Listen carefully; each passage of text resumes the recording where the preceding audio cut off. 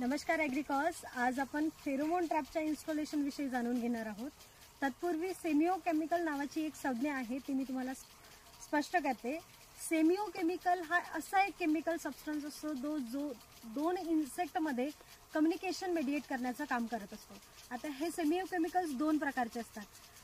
एक नंबरला असतो फेरोमोन सेमिओकेमिकल आणि दुसरा असतो ॲलिलो सेमिओकेमिकल्स. आता जो फेरोमोन सेमिओकेमिकल असतो तो इंट्रास्पेसिफिक सेमिओकेमिकल असतो, जो त्याच स्पेसीसच्या ऑर्गॅनिझममध्ये कम्युनिकेशन मेडिएट करण्याचं काम करत असतो. दुसरा असतो ॲलिलो केमिकल, जो दोन स्पेसीसच्या इन्सेक्टमध्ये कम्युनिकेशन मेडिएट करण्याचं काम करतो.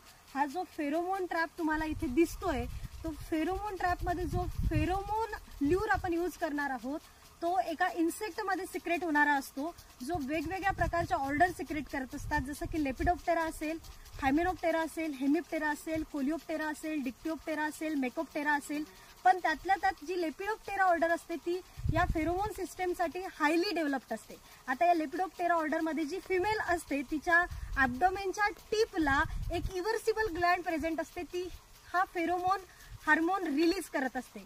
आता हा जो फर्म सपोर्ट दिलेला फेरोमोन ट्रॅप तुम्हाला दिसतोय, हा फेरोमोन ट्रॅप कोनिकल किंवा फनेल शेपचा आहे, जो कम्प्लिटली प्लास्टिकनी बनलेला आहे. यामध्ये खालच्या बाजूला तुम्हाला प्लास्टिकची पॉलिथिन दिसेल, तिच्या ओपन एंडला मी रबर बँड ऑलरेडी लावून दिला आहे.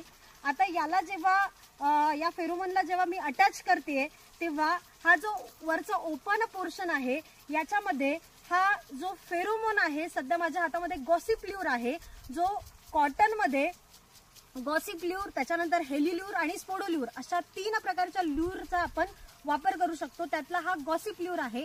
हा गॉसिप ल्यूर गुलाबी बोंडअळीला कंट्रोल करण्यासाठी वापरण्यात येतो.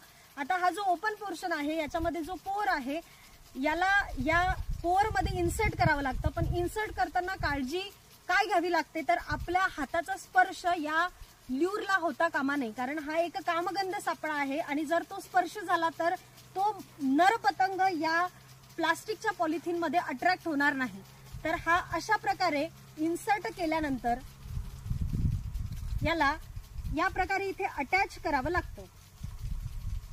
आता या अटॅचमेंटच्या पूर्ण फेरोमोन ट्रॅपला फील्ड मधल्या जास्त हवेनी तो फेरोमोन ट्रॅप हलू नये यासाठी सुतळीने किंवा एखाद्या धाग्याने याला इथे अटॅच करून घ्यावं लागतं. आता हा जो फेरोमोन ट्रॅप आहे हा हेक्टरी 7 किंवा 8 फेरोमोन ट्रॅप तुम्ही हेक्टरी इन्स्टॉल करू शकता.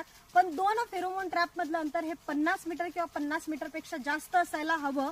आता या फेरोमोन ट्रॅपनी कीटकांचं तर व्यवस्थापन होतच, पण जी मित्र कीटक आहे ते मित्र कीटक या फील्डमध्ये वाढतील, रसायनाचा वापर कमी होईल आणि कीटकाचं व्यवस्थापन करण्याला या फेरोमोन ट्रॅपनी नक्कीच चालना मिळेल. धन्यवाद ॲग्रिकॉस.